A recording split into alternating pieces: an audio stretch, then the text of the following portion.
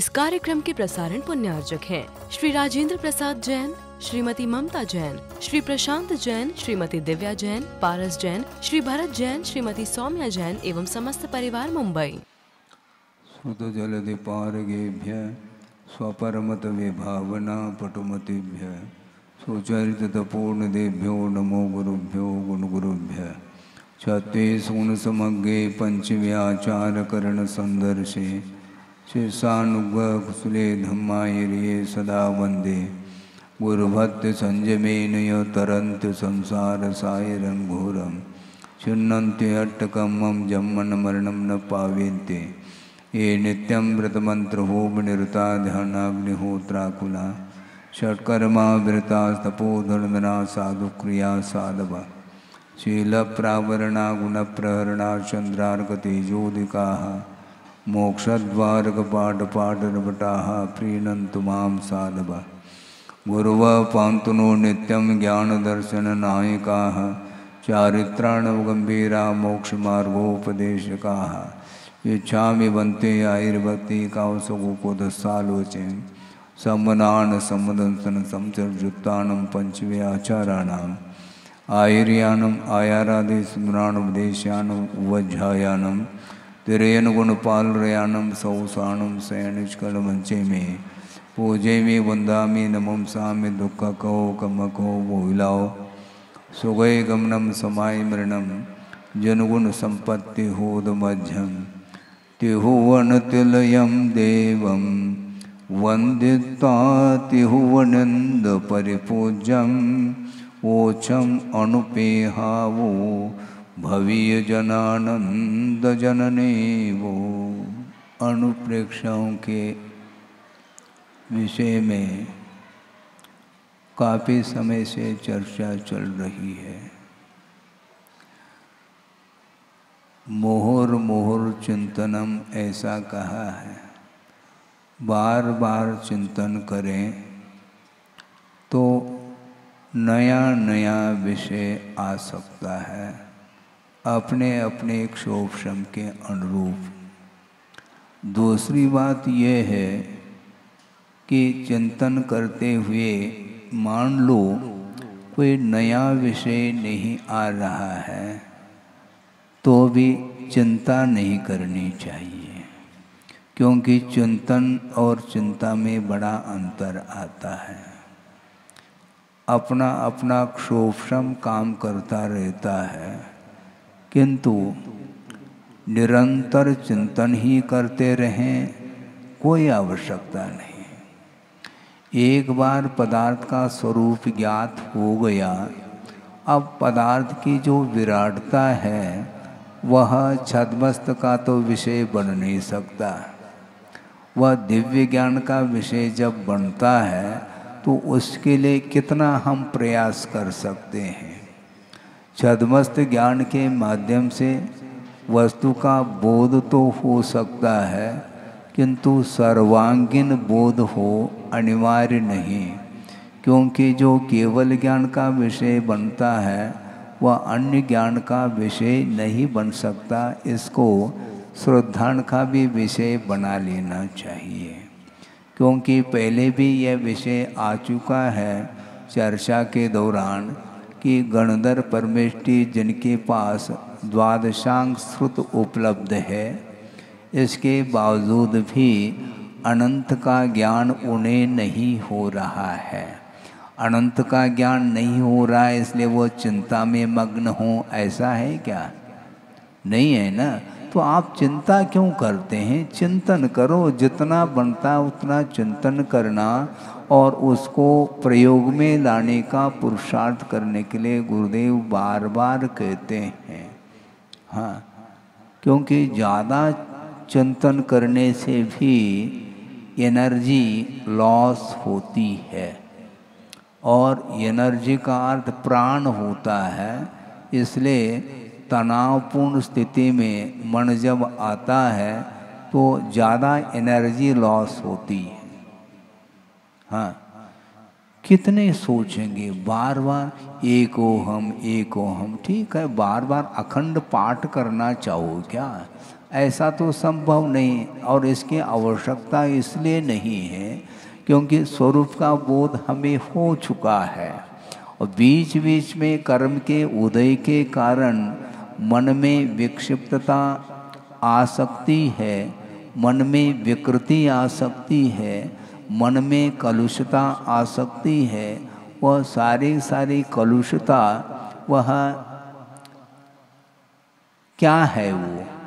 वो कर्मजन्य भाव माने जाते हैं। इसी को आचार्यों ने औदैक भाव कहा। और औदैक भाव का अर्थ उदय संबंधी जो भाव उत्पन्न होता है उसका नाम औदैक भाव है। औदैक भाव का अर्थ बहुत ज़्यादा उसमें पता नहीं महाराज, औदैक आप कहते हैं, हमें समझ में नहीं आता है उसमें कि और कितना समझना चाहो। उदय संबंधी जो भाव होता है उसका नाम औदैक कहा। तो कभी क्रोध का, कभी मान का, कभी माया का, कभी लोभ का, ये सारे भिन्न भिन्न समय पर ये कषायों में भी परिवर्तन आता ही रहता है, क्योंकि अंतर मुहूर्तवर्ती कषायें होती हैं। उसके उपरांत निश्चित रूप से उसमें बदलाहट होता ही रहता है। इसलिए वो तो समय समय पर कर्म का उदय आता है और उसका प्रभाव पड़ सकता है, पड़े अनिवार्य नहीं, क्योंकि हमारा उपयोग यदि उस ओर जाता है तो विकल्प उत्पन्न हो सकते हैं।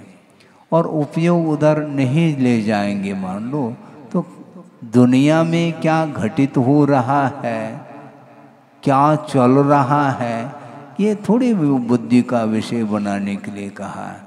यदि कहा भी है तो संस्थान विषय धर्म ध्यान के विषय में जरूर विषय मिलता है। तीन लोक के विषय में जिसको जितना क्षोभ्रम है उसके अनुरूप चिंतन कर लेना चाहिए, क्योंकि यह धर्म ध्यान का ही भेद माना जाता है। और दूसरी बात यह है कि यह संस्थान विषय धर्म ध्यान इतना सरल नहीं है,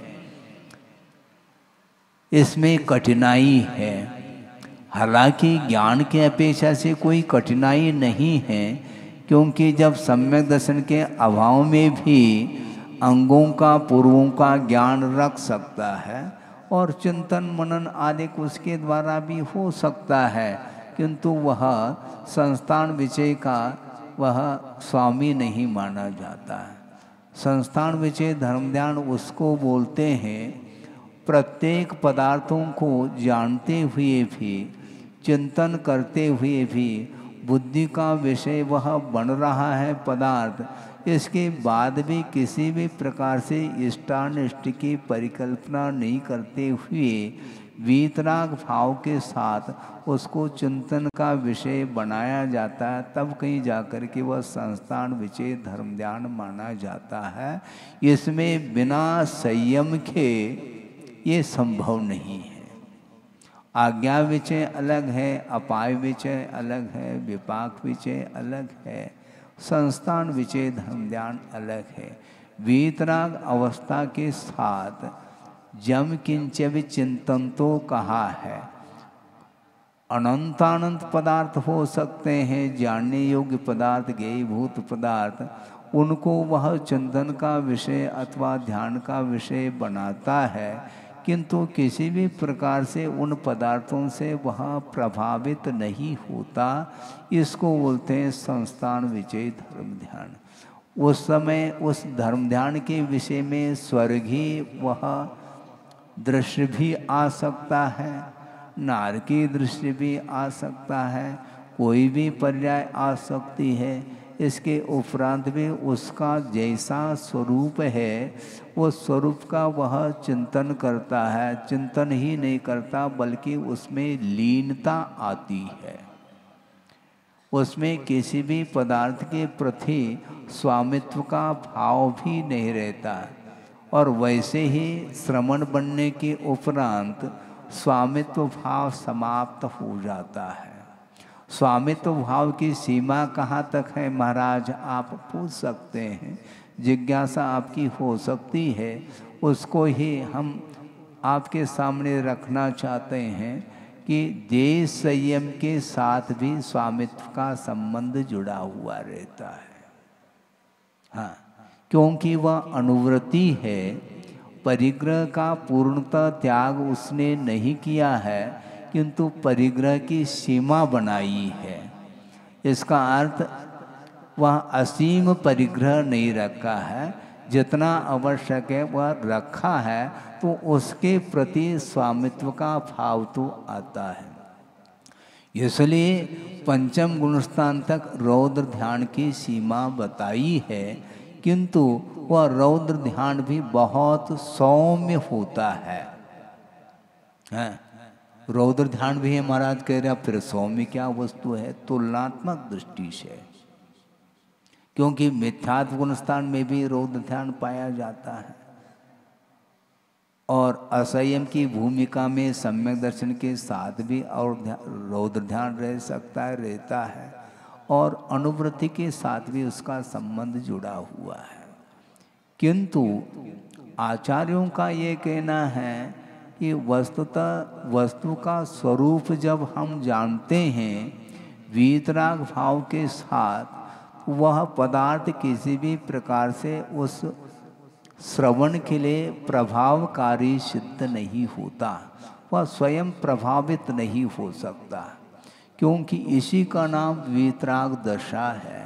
और वीतराग दशा के साथ जो कुछ भी चिंतन का विषय आता है, उसके माध्यम से बहुत वह रिलीफ अनुभव करते हैं। उनका मन आकुलित नहीं रहता। क्यों इसलिए आकुलित नहीं रहता? मुझे मान लो चिंतन करने में ज़्यादा नहीं आ रहा, ये विकल्प ही नहीं उनको। ज़्यादा और कम से क्या लेना देना अपने को? अपना मन लगना चाहिए, उपयोग लगना चाहिए, उपयोग वस्तु तत्व की ओर जाना चाहिए। और जिस समय वस्तु के स्वभाव की ओर दृष्टि जाती है, उस समय वह आनंद का अनुभव उन्हें होता है। और वह आनंद का अनुभव भी हर्षात्मक नहीं रहता, ये भी ध्यान रखें, क्योंकि हर्ष और विषाद ये स्वभाव की ओर नहीं ले जाता है। हर्ष और विषाद यह भी एक औदिक भाव ही है। हाँ, किसी भी वस्तु की इच्छा किसी को होती है और समय पर उसका लाभ होता है, तो वह हर्ष का अनुभव करता है, और लाभ नहीं होता है तो विषाद का अनुभव करता है। तो इन दोनों प्रकार की परिणति से अपने को ऊपर उठना है। जिसकी भूमिका है वह अपनी भूमिका के अनुरूप वह उठ सकता है, नहीं भी उठे तो भी हर्ष और विषाद में तारतम्य बना रहता है, इसमें कोई बाधा नहीं। और इस प्रकार कषाय जब मंद उदय को प्राप्त होता है, उस समय ऑटोमेटिक उसकी आकुलता कम होती जाती। आप महसूस करना, पुरुषार्थ करके देख लेना कि जिस समय आकुल व्याकुल परिणाम ज़्यादा होते हैं, उस समय मनस्थिति क्या रहती है, और उस आकुलता में जब कमी आती है उस समय आप क्या महसूस करते हैं। आपको स्वयं को ही महसूस करना, ये प्रयोग की बात है, ये थ्योरेटिकल नहीं है, ये प्रैक्टिकल पेपर है, कई बार कहा है। इसलिए आप प्रयोग करने के लिए थोड़ा सा समय देंगे तो अपने आप ही आपकी आकुलता धीरे धीरे जो उफान है वह कम होता जाता है। दूध तपाने के लिए रखा है और नीचे से अग्नि क्या अग्नि जलती है क्या? ईंधन जल रहा है कहो, अग्नि क्या जलती है, लेकिन वह व्यवहार में सब आता रहता है। मैं इसलिए बीच बीच में थोड़ा सा पूछता रहता हूँ ताकि आपकी शब्दावली क्या है। अग्नि जल रही, अग्नि नहीं जल रही, ईंधन जल रहा कहो, लेकिन व्यवहार में ये आ चुका है। इसको जनपद सत्य बोलते हैं। हाँ, और अग्नि जलाई गई, हम भी उसी में आ जाते ताकि आपको समझ में आना चाहिए। तो अग्नि जब जल रही है नीचे से तो दूध तप रहा है, और तपते तपते तपते उसमें उफान आ जाता है, वो उबलने लग जाता है। तो उस जिस समय उबलता है तो उस उबलते हुए दूध को पीने की किसी की भी इच्छा नहीं होगी। कितने भी जल्दी करने की उसकी भावना है, जल्दी पी लो, किंतु जल्दी वह पी नहीं पाएगा, क्योंकि दूध आपे में नहीं। हाँ, दूध आपे में नहीं, अर्थात वह स्वभाव में नहीं आया है। तो इसी प्रकार आप यदि आपे में नहीं है तो उपदेश भी लागू नहीं हो सकता, इसको ध्यान रखिए। हाँ, उपदेश लागू हो रहा है यदि उपदेश में आपको रुचि जागृत हो रही है, इससे स्पष्ट है आपका मन आपे में है, अर्थात शांत है। भले ही परिसर के बाद पुनः वही रूटीन हो जाए, यह अलग वस्तु है। हाँ, इसीलिए अनुप्रेक्षा करते समय मनस्थिति को शांत रखना चाहिए, तभी वस्तु तत्व का बोध भी होता है और उसको प्राप्त करने की भी एक लगनशीलता कहो यानी और उत्कंठा भी होती है। और उत्कंठा का अर्थ आकुलता नहीं, ये ध्यान रखें। उत्कंठता का अर्थ और कुछ नहीं है कि वस्तुतः जिस कार्य को हमने अभी तक नहीं किया है उसको कब प्राप्त करें, इस प्रकार का जो भाव है ये उसकी एक रुचि है। हाँ, लिप्सा इसी को बोलते हैं। अन्य पदार्थों को प्राप्त करने की जो लिप्सा है, जो लालच है, उसको पहला दूर करिएगा, तब कहीं जा कर के आप उस विषय को लेकर के चिंतन मनन आदि कर सकते हैं। इसलिए आचरण अनुप्रेक्षा चल रही है और इसके बारे में सोचना है कि वस्तुतः ये मन चाहता क्या है। अपने मन को बार बार पूछिएगा, तू क्या चाहता है बेटा। अपने मन को ही बेटा मान लो। हाँ, तो पूछ लो, फिर वह बता देगा मुझे अमुक वस्तु चाहिए, अमुक वस्तु चाहिए। उसकी आदत है। आदत को छोड़ना बहुत कठिन है, ऐसा किसी ने अभी कहा था। उन्हीं के लिए समझ लो ये उपदेश, उन्हीं को एक एक प्रकार से निमित्त बना करके आप सब लोगों के लिए विषय दिया जा रहा है। इच्छा को छोड़ना सरल है ऐसा उनके कुछ भाव थे, किंतु आदत को छोड़ना बहुत कठिन है ऐसा उनका भाव रहा है। तो हम ये कहना चाहते हैं ये दोनों शब्द मेरे दृष्टि में समान हैं। हाँ, इच्छा को छोड़ना सरल है ऐसा उनका कुछ भाव था, किंतु आदत को छोड़ना कठिन है। तो आदत में भी किसी न किसी वस्तु की इच्छा ही तो है, उससे हट करके और कौन सी आदत है। क्योंकि बार बार जिन वस्तुओं को ग्रहण करके वह एक प्रकार से आदत में वह विषय आ चुका है, इसलिए छोड़ना कठिन जैसा लग रहा है। और जिसकी इच्छा शक्ति समाप्त हो गई तो आदत को समाप्त करने में अब ज़्यादा समय लगने वाला नहीं है। क्योंकि दूध जब उफान उसमें आया है तो निश्चित रूप से वह शांत होगा। उसमें भी आपको जस्ट वेट वाली बात है, आपको धैर्य ही रखना है। खीर परोस दी और गरम है, नहीं परोसते तो अच्छा था, लेकिन परोसने के बाद हम वेट ना करना, कब खा लूं ये भाव हो रहा है, लेकिन भैया मुंह तो जल जाएगा, पक्की बात है। तो अब वह प्रतीक्षा कर रहा है कब ठंडी होगी खीर, अरे प्रतीक्षा क्यों करते हो? और कोई भी व्यंजन है उसको ले लो, क्या दिक्कत है आपको? बाद में ले लेना उसको। है केवल खीर ही थोड़ी परोसा गया है, कटोरे में मान लो गरम गरम खीर परोसा गया है, कुछ और भी व्यंजन रखे हैं। तो इसलिए उस खीर की प्रतीक्षा करने की अपेक्षा से जो भी आपके लिए लेने योग्य जो और व्यंजन हैं उनको आप लेते रहो, तब तक खीर ठंडा हो सकता है। इतना भी यदि मन को नहीं समझा पाए तो समझाना बहुत कठिन हो जाएगा हमारे लिए। हाँ, वस्तुतः शरण लेने योग्य वस्तु क्या है संसार में? कोई भी वस्तु शरण लेने योग्य नहीं है। हाँ, शरण लेने यदि कोई पदार्थ है तो पंच परमिष्टि के अलावा और कोई भी वस्तु मेरे लिए शरण लेने योग्य नहीं है।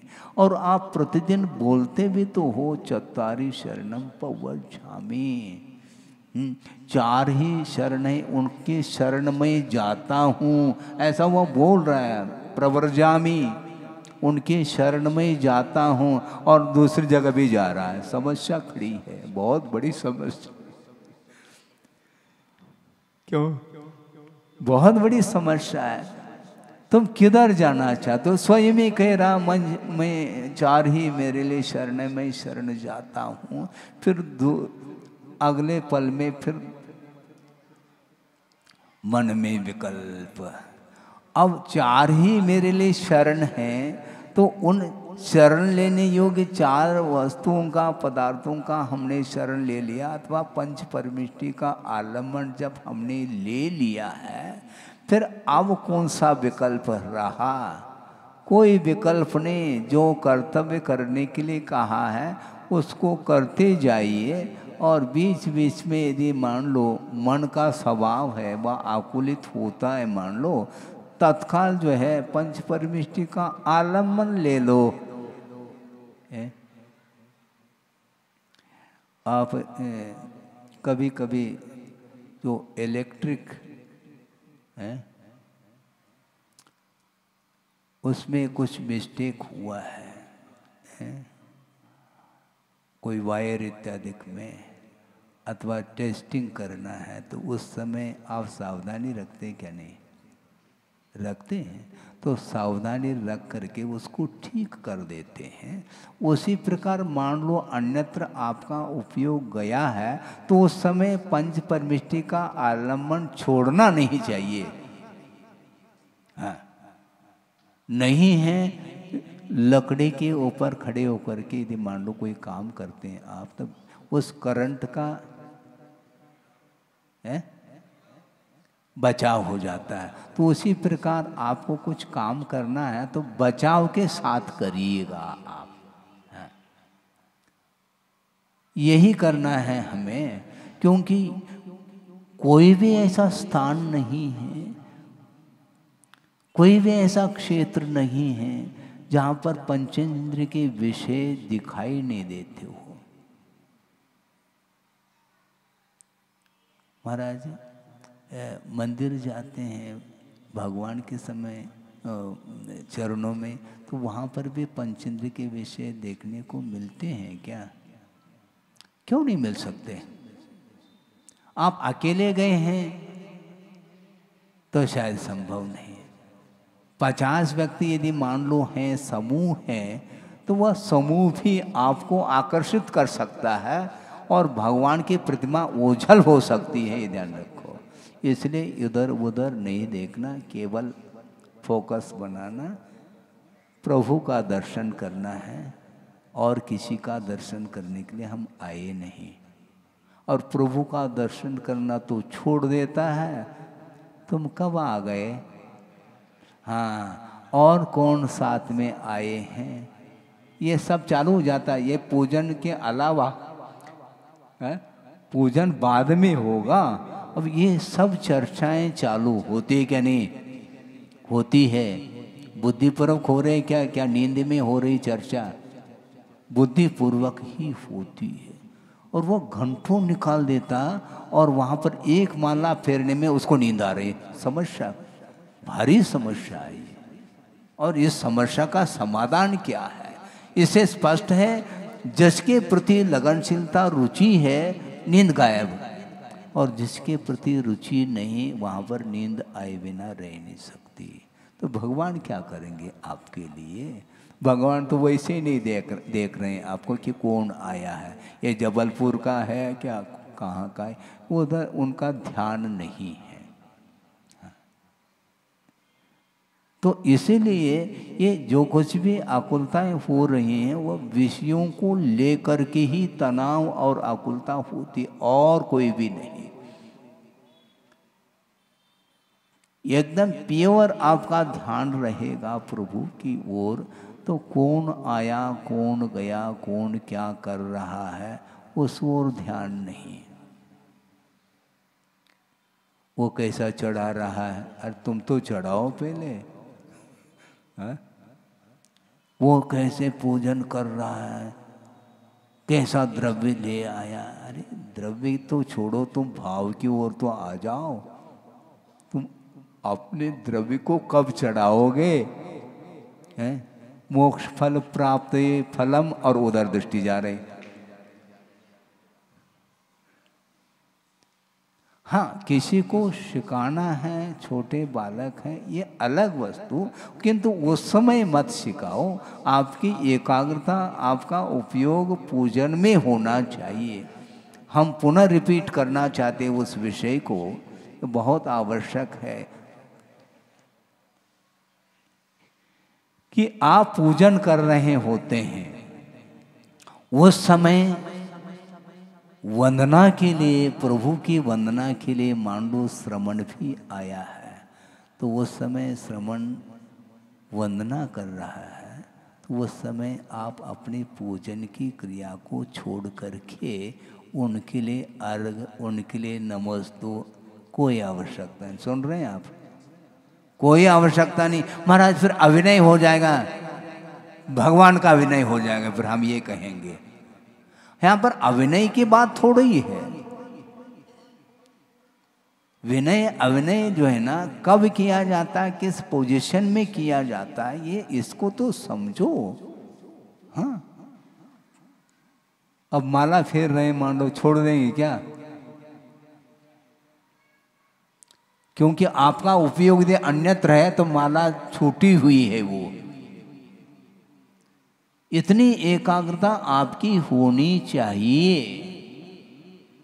हम कहाँ तो किसी भी वस्तु को लेकर के ध्यान की बात कर रहे हैं, उस ध्यान की भूमिका किसमें हो सकती है? वह बिना वीतरागता के संभव नहीं।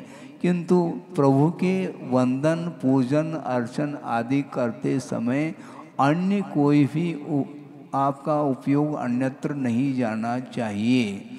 मैं आपके लिए अभी भी कहना चाहता हूँ, स्वाध्याय चल रहा है और मोबाइल आपके हाथ में है, अब रख लिया, हो गया। तो आपने, मैं ये पूछना चाहता हूँ, अभी कम से कम आध घंटा से ज़्यादा यहाँ पर व्याख्यान हुआ है। आपको बात समझ में आ रही है हमने क्या क्या कहा? नहीं आई, तो उसका आपका उपयोग उसमें जा रहा है। पर आज ये भी तो धर्म ध्यान है, गलत बात है, ऐसा नहीं होना चाहिए। इसलिए मैं कहना ये चाहता हूँ कि मंगलाचरण करके, कायोत्सर्ग आदि करके स्वाध्याय जब प्रारंभ किया जाता है, वो समय अन्यत्र उपयोग नहीं जाना चाहिए। इतने समय के लिए तो कम से कम एकाग्रचित्त होकर के सुनो। आप चिंतन करना चाहते, कैसे चिंतन करोगे हमें बता दो थोड़ा, बहुत कठिन हो जाता है। तो इसलिए उस समय पूजन करते समय कोई भी मान लो वृत्ति आदि का आ जाए, तो श्रवण भी आ जाए, तो भी आप उन कार्यों को छोड़ करके अन्य कार्य करने के लिए उपयोग नहीं जाना चाहिए। विधिवत उस कार्य को संपन्न करिए, विसर्जन आदि करने के बाद फिर नेक्स्ट दूसरा कार्य हाथ में लिया जाएगा। हाँ, तब कहीं जा कर के मन की एकाग्रता बनती है। मन बहुत जल्दी जो है ना वह अन्यत्र ही चला जाता है। स्वभाव है तो स्वभाव के लिए क्या औषधि, हमारा स्वभाव के लिए तो कोई औषधि है क्या? वैसे औषधि नहीं, किंतु बार बार उसको समझाएंगे तो वह तुम्हारी बात वह मान भी लेगा मन, क्योंकि मन मेरा थोड़ी आपका मन है। आपका मन और हम समझाएं, ये क्या हुआ? आप अपने मन को समझाने का पुरुषार्थ तो करो, प्रयोग तो करो। इसलिए ये कहा जा रहा है पूरे जगत का चिंतन करते हुए भी श्रवण के लिए एक क्षण के लिए भी न राग भाव आ रहे हैं, न द्वेष भाव आ रहे हैं, न कोई ईर्ष्या का भाव आ रहा है, न कुछ और आ रहा है, कुछ है ही नहीं। तब कहीं जाकर के वह अनुप्रेक्षा उसकी सार्थक सिद्ध होती है। आगे चलते हैं, थोड़ा सा विषय मिल जाओ भूमिका के रूप में, क्योंकि चर्चा ऊपर चल रही थी तो हमने सोचा कि उसी विषय को थोड़ा सा और ताज़ा बना लिया जाए। तो वह अनुप्रेक्षा तो करना और क्या है, और कुछ थोड़ी करना है। आगे चलते हैं, आचरण अनुप्रेक्षा के विषय में कारिका आ रही है। अयि बलिवो विरबुद्धो मरण विहीनो नदी सदे कोवी रख्य जंतो विषया रख पयारे विविहेहि।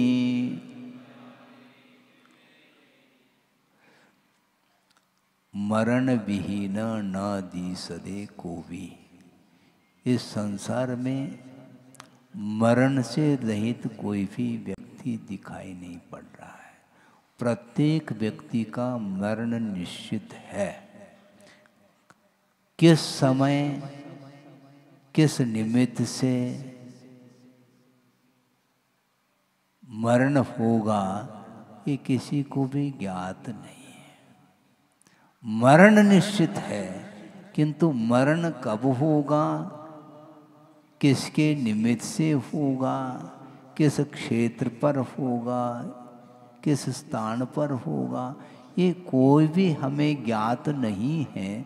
किंतु इतना तो ज्ञात है कि इस लोक में, तीन लोक में मरण से रहित कोई भी जीव नहीं है।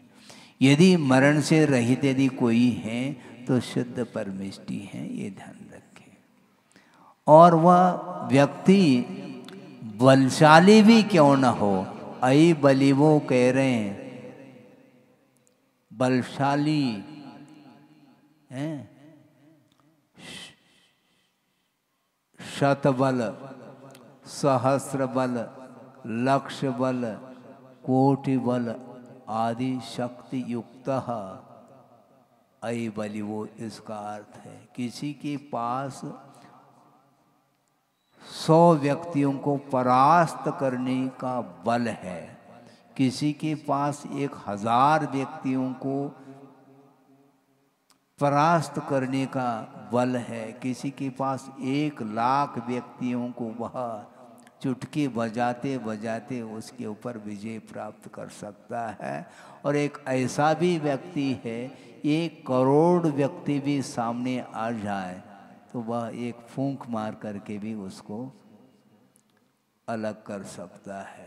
पुराण वगैरह में आते हैं ना, ये इसको क्या कनिष्ठा बोलते हैं, इसके ऊपर नेमिनाथ भगवान ने किसको किया था? हाँ, उनको किया था।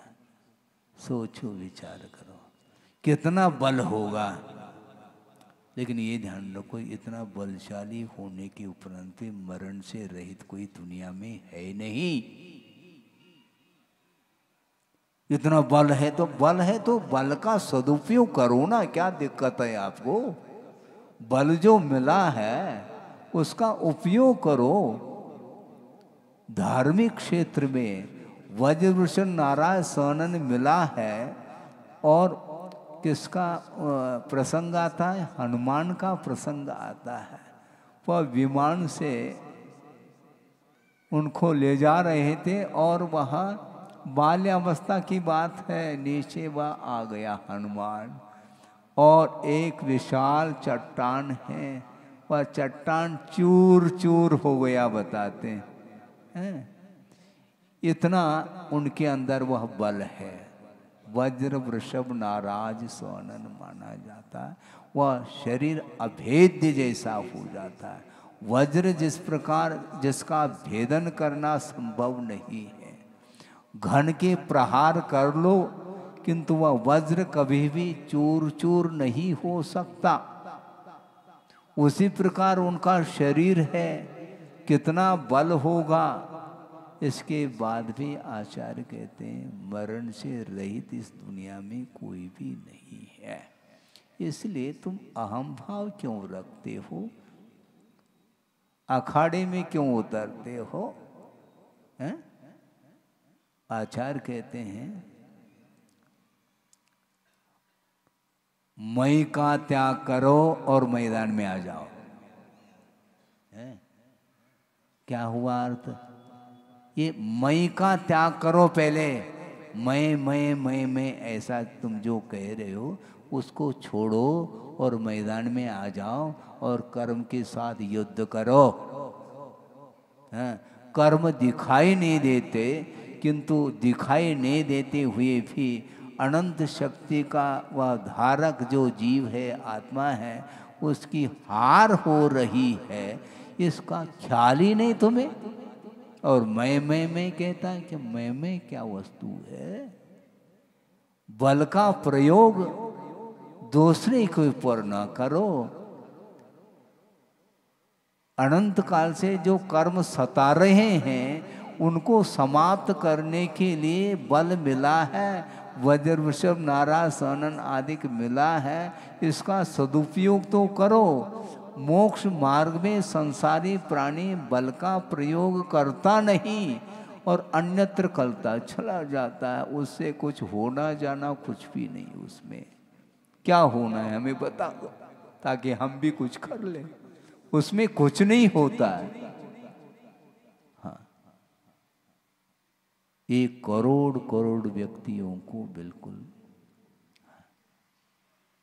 परास्त कर रहा है। इसके उपरांत भी उससे कुछ होना जाना नहीं है।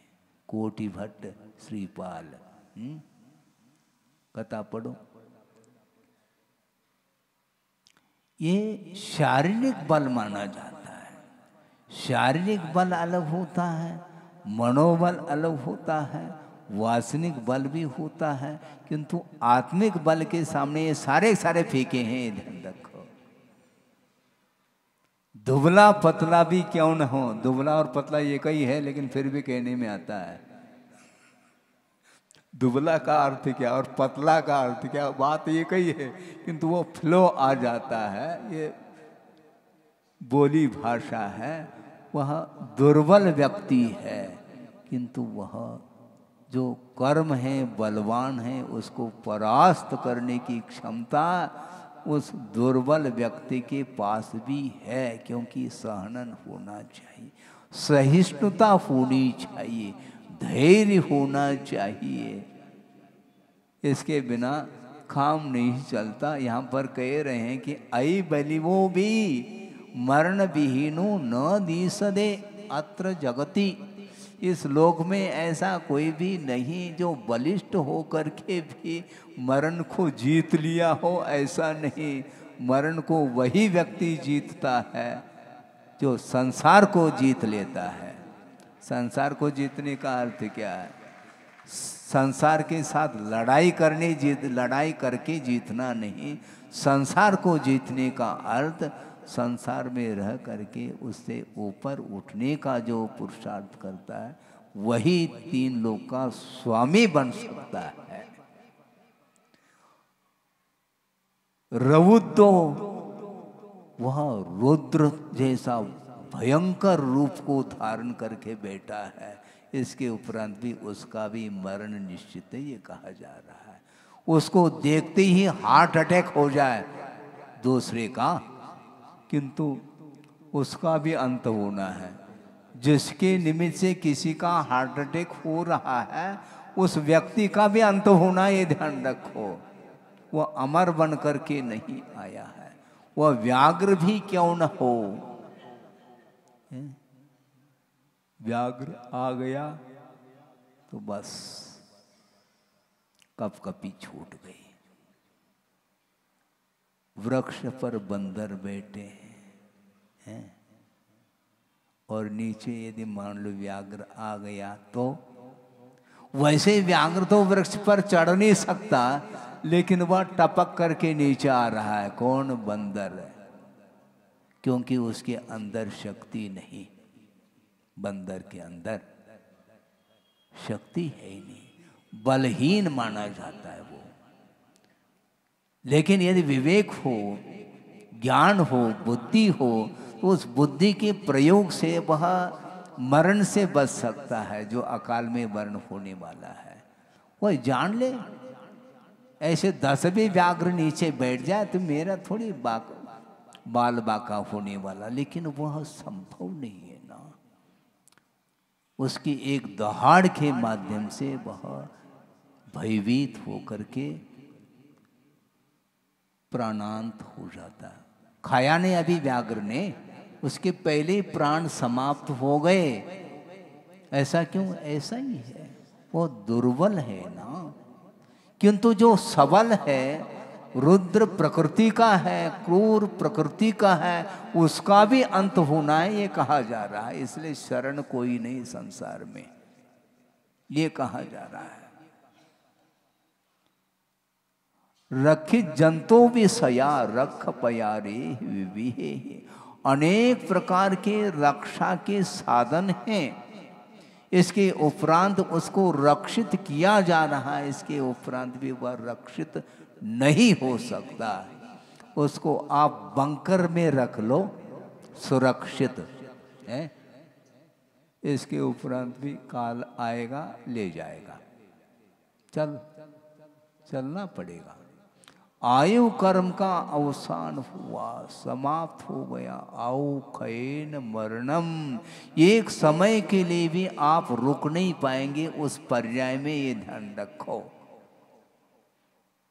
बहुत बड़ा सिद्धांत आपके सामने रख रहा हूं कि एक श्रवण है और वो अष्टमादि गुणस्थान में प्रवेश वो पा गए, 11वें गुणस्थान तक पहुंचने वाले हैं, और 11वें गुणस्थान में प्रवेश हुआ नहीं और आयु कर्म का अवसान हुआ। गाड़ी रिवर्स। रोक सकता है क्या? मरण विहीनो नदी सदे को भी। केवल अंतर मुहूर्त के लिए वह काल है 11वें गुणस्थान का, उसको भी वह पूर्ण नहीं कर पाए, और हम लगे हैं अपनी सुरक्षा के लिए। प्रबंध कर लो आप, कोई भी प्रबंध कर लो, किंतु आयु कर्म के सामने किसी की वश की बात नहीं। वह समाप्त हुआ। आप बोलो थोड़ा बहुत ये काम बचा है, ये करके फिर ले जाओ हमें जहाँ ले जाना चाहो। नहीं, ये संभव नहीं है। और जो असंभव है उसको संभव करने के लिए बार बार प्रयत्न करता है, और जो संभव है उसके लिए प्रयत्न करता नहीं। मृत्यु के ऊपर जो विजय प्राप्त करता है वही जन्म और मरण से हमेशा के लिए ऊपर उठ जाता है। लेकिन बहुत कठिन है महाराज। कठिन तो है, जटिल तो है, कल भी हमने बात की। कठिन तो है लेकिन असंभव नहीं है। यदि असंभव होता तो पूर्व मोक्ष मार्ग पर आरूढ़ होना व्यर्थ सिद्ध होगा, किंतु ऐसा होता नहीं। आज नहीं कल वह मुक्ति मिलेगी, यह विश्वास का विषय होना चाहिए। हम अभी लगे हाथ फिल, अभी इमीडिएट। अरे क्या इमीडिएट क्या करोगे आप? नहीं, संभव नहीं है वो। अंतर्मुहूर्त तो उसको उस ध्यान में उतरना ही पड़ेगा। भयानक उपसर्ग होने के उपरांत भी अंतर्मूल तक वह शुक्ल ध्यान टिका रहता है। उसके बाद या तो नीचे आएगा या तो मोक्ष, या तो केवल ज्ञान प्राप्त कर लेगा या तो नीचे आ जाएगा। 5 पांडव थे, सबके ऊपर उपसर्ग हुआ, भयानक उपसर्ग हुआ, और 3 सफल हुए और 2 सप्लीमेंट्री आ गई, पास नहीं हो पाए। क्यों? उन्हीं को पूछो। सुनो, आयु कर्म को बांधने के लिए किसी ने बाध्य किया था, बांधा क्यों? आप उत्तर तो दे रहे हैं, मैं ये तो चाहता था कोई ना कोई बोले तो सही कम से कम। आयु कर्म को बांधने के लिए किसने बाध्य किया था, इसका उत्तर दो। आयु कर्म के योग्य परिणाम हुए हैं, क्यों हुए? जो 3 पांडव थे उनके लिए क्यों नहीं हुए? मतलब सब निश्चित है, ऐसा कुछ है क्या? क्रमबद्ध पर्याय को सिद्ध करना चाहो क्या? देखो, ये वस्तुतः देखा जाए कि मोक्ष पुरुषार्थ कोई वस्तु है क्या? नहीं। पुरुषार्थ करने के उपरांत भी यदि मान लो उसमें सफलता नहीं मिलती है, तब भी यही कहना पड़ेगा कि पुरुषार्थ में कोई कमी है, उसको एक्सेप्ट करो ना। क्या दिक्कत है आपको? वो चर्म शरीरी नहीं, अरे चर्म शरीरी नहीं है और है, ये तो बाद की बात है। पुरुषार्थ जो करेगा, जितने परसेंटेज में करेगा, उसको उतने परसेंटेज में सफलता मिलेगी वो। और 2 पांडव, नकुल और सहदेव, ये 2 पांडव फेल नहीं हुए, सप्लीमेंट्री आई है, उसको हम फेल नहीं मानते, क्योंकि दुर्गति नहीं हुई उनकी, वो सर्वार्थ सिद्धि में पहुंचे हैं। सभी अर्थों की सिद्धि होगी बहुत जल्दी, और एक भव को लेकर के उनको मोक्ष प्राप्त होना है। इतनी कमी तो रह गई, मानना पड़ेगा आपको।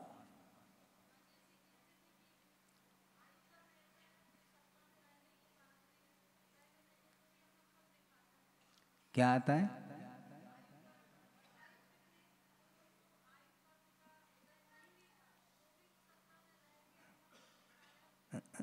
तो इसीलिए तो कह रहे ना, बांधा कब?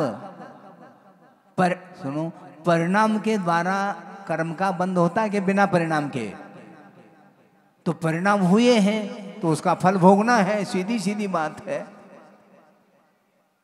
कर्म बंद होने के पहले पुरुषार्थ करो ना।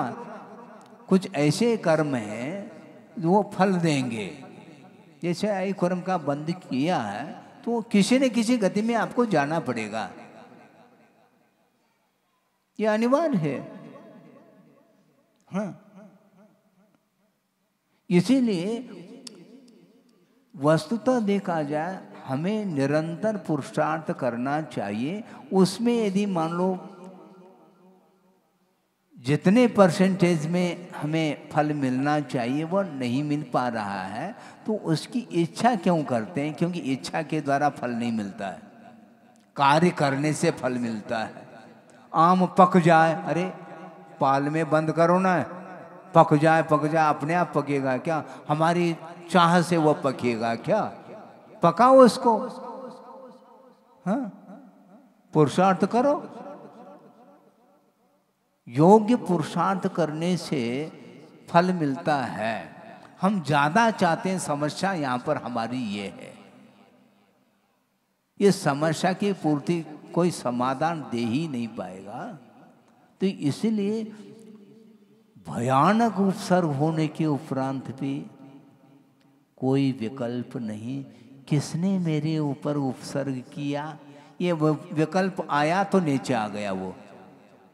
शुक्ल ध्यान संभव नहीं, हाँ, शुक्ल जैसा से भी नीचे आ सकता है।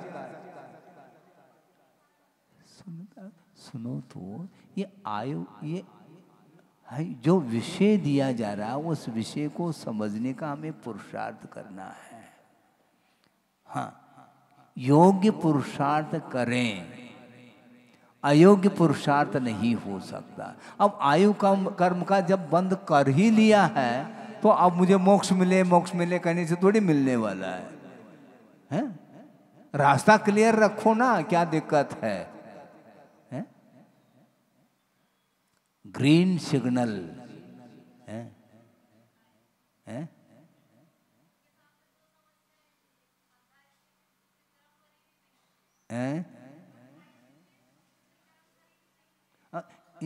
इसीलिए तो बदाइश थे, चर्म शरीर नहीं थे।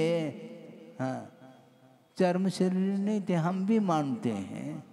हाँ, कोई सुनो, कोई बनाता है कि आपको चर्म शरीरी? बहुत अच्छा विषय दे रहा हूँ, समय ज्यादा न हो जाए। कोई आपको चर्म शरीरी बनाता है क्या? सुनो, हम वही विषय देना चाह रहे हैं। वो नकुल और सहदेव सर्वार सिद्धि में पहुंच गए और विजयादिक में चले जाते हैं तो भी चर्म शरीरी हो सकते हैं, कोई दिक्कत थोड़ी है। अधिकतम 2 भव उनको मिलेंगे विजयादिक में जो पहुंचे उनके लिए, किंतु सर्वार सिद्धि में जो पहुंचा है उसके लिए वो एक चरम शरीर, एक ही बार वह चरम अर्थात मनुष्य भव को प्राप्त करेगा। इसी प्रकार सौधर्मेंद्र वह भी एक भवावतारी है, शची भी एक भवावतारी है। ये उसने जो पुरुषार्थ किया उस पुरुषार्थ को तो कम से कम याद करो। अपने आप शची बनी है क्या? परिणामों में शुचिता होनी चाहिए तब शची बनेगी वो। तालियां बज गई, अनुप्रास बिठाते ही चटालियां बज जाती है। परिणामों में यदि शुचिता है तो शची बनेगी, नहीं तो ओम शांति। जो जितना पुरुषार्थ करता है वह उस क्षेत्र में उसको उतना फल मिलेगा। कर्म एक ऐसा तत्व है, वह निष्पक्ष है, ये ध्यान रखो, किसी के ऊपर वह पक्षपात नहीं करता। हाँ, वो शची बन रही। यदि स्त्रीलिंग छेदन करती तो अन्य को भी पद मिल जाता है, इंद्र पद भी मिल सकता है, प्रतीन्द्र पद भी मिल सकता है, आदि आदि जो भी यथा योग्य। लेकिन स्त्रीलिंग का छेदन नहीं किया है ना, फिर भी एक भाव रखा उसने, बहुत बड़ा पुरुषार्थ किया है। हाँ, स्त्रीलिंग छेदन करना चाहिए। और स्त्रीलिंग छेदन हो जाए तो वह शची भी नहीं बनेगा, ये ध्यान रखो। क्योंकि स्त्रीलिंग छेदन हो गया तो वह सम्यक दर्शन के साथ उत्पन्न होगा तो उसको पुरुष पर्याय ही मिलेगी, वह देव पर्याय को ही प्राप्त करेगा। जैसे सीता का जीव है वह प्रतीन्द्र पद को प्राप्त किया है। हाँ, अब वो छोड़ो, न आपका विषय है ना हमारा विषय है, वह अवधि ज्ञान का विषय हो सकता है अथवा दिव्य ज्ञान का विषय हो सकता है, अथवा जहाँ पर आगम में विषय आता है उसको पढ़ करके फिर बाद में वो चर्चा का विषय बनाया जा सकता है। मूल ये है, निदान को छोड़ो आप। अभी विषय ये चल रहा है कि वस्तुतः हमें मोक्ष मार्ग की सामग्री कई बार मिली है किंतु उसका सदुपयोग हमने नहीं किया, यह खेद की बात है। हाँ, ये खेद इस बात पर होता है मोक्ष मार्ग की सामग्री मिलने के उपरांत भी उन सामग्री का उपयोग मोक्ष मार्ग के क्षेत्र में नहीं किया। बल मिला है और फिर भी संबल चाहता है, काहे कि संबल कौन देगा तुम्हें? बल मिला है उसका सदुपयोग करो। हनुमान नीचे आ गए, पाषाण चूर चूर हुआ, उनके लिए कुछ नहीं हुआ, लेकिन उस वज्र नारायण का उनने सदुपयोग किया, मुक्त हो गए। और अपन चाह रहे हैं महाराज ऐसा कोई आशीर्वाद दे दो ताकि हमें वज्र नारायण मिले। अच्छा, ऐसा आशीर्वाद दे दो हमें चतुर्थ काल मिल जाए। एक सज्जन ने कहा था तो उनको हमने ये कहा कि भैया ये चतुर्थकाल रखो एक तरफ। हम ये कहना चाहते हैं कि चतुर्थकाल मिल जाए तो कल्याण होना अनिवार्य है क्या? फिर मान लो चतुर्थकाल में जन्म ले लिया किंतु एक इंद्रिय पर्याय में, अब क्या कर लोगे? उसके लिए चतुर्थकाल क्या करेगा मुझे बताओ ना आप। नहीं करेगा। मान लो पंचेंद्रिय बन गया, वजह से नारायण सहनन भी मिल गया और नीचे जा रहा है, तो सहनन क्या कर रहा है आपके लिए? सहनन का सदुपयोग करोगे तो वो सहनन की उपयोगिता सिद्ध होगी। उसका दुरुपयोग कर रहा है, इसलिए दुरुपयोग करो नहीं ये कहा जा रहा है। रखिन जंतो विषया, अनेक प्रकार के रक्षा के जो साधन हैं उसके माध्यम से उसको सुरक्षित रखने का पुरुषार्थ भी करो, तब भी वह सुरक्षित नहीं रहेगा, क्योंकि मरण विहीनो न दीसदे को भी कहा। मरण से रहित कोई भी इस जगत में नहीं है। जन्म लिया है तो मरण होगा, इसलिए मरण से ऊपर उठना चाहो तो हमेशा पंच परमिष्टि की शरण में चले जाओ। इस शरीर के शरण में क्यों जाते हो? शरीर के प्रति ममत्व भाव रखोगे तो कभी भी जन्म मरण से मुक्ति नहीं मिलने वाली है। इस प्रकार इस गाथा का आशय है। जो भी इस विषय में रह गया हो तो कल के लिए रखा जा सकता है, इतना ही पर्याप्त है। बोधि समाधि परिणाम शुद्धि स्वात्मोपलब्धि शिवशोक सिद्धि चिंतामणिम चिंतित वस्तुदाने त्वाम वंदमानस्य ममास्तु देवी। परम पूजाचार्य गुरुवर श्री विद्यासागर जी महाराज की जय। इस कार्यक्रम के प्रसारण पुण्यार्चक थे श्री राजेंद्र प्रसाद जैन, श्रीमती ममता जैन, श्री प्रशांत जैन, श्रीमती दिव्या जैन, पारस जैन, श्री भरत जैन, श्रीमती सौम्या जैन एवं समस्त परिवार मुंबई।